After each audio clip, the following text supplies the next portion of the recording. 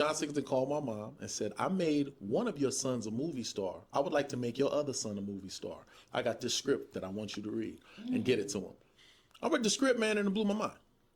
It blew my mind. Because he had no idea that I really grew up out there. Right. Like, you know, all he saw was what everybody else saw. Okay. You know what I mean? Then he saw this one movie that I did where I was acting more serious than I'd ever acted before because, you know, it was a dramatic role. Okay. It was a TNT movie called Freedom Song about the first sit-ins in Mississippi. You know, my character, Jason Weaver, was in it as well. This was like while we were, I think, right, we had just finished Smart Guy.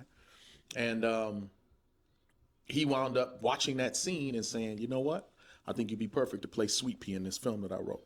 Okay. And then I read it and I was like, damn, but he didn't know anything about, you know, how I grew up, who I rode with, the cats that had my back and I had theirs, and we kind of stayed close. It wasn't celebrities. These is cats that are either affiliated or, you know, from the, we'll just say streets. Okay. And you know, I got into a lot of situations that remained out of the public because the people around me understood the situation. You know, I think it was only one thing that popped up when I got arrested for having a bunch of guns in my car, whatever the case is, right? But, you know, again, it blew my mind that John Singleton saw me in this film and said, oh, yeah, that's Sweet Pea right there. Now you been in the streets, they missing you. Welcome back, welcome back, welcome back.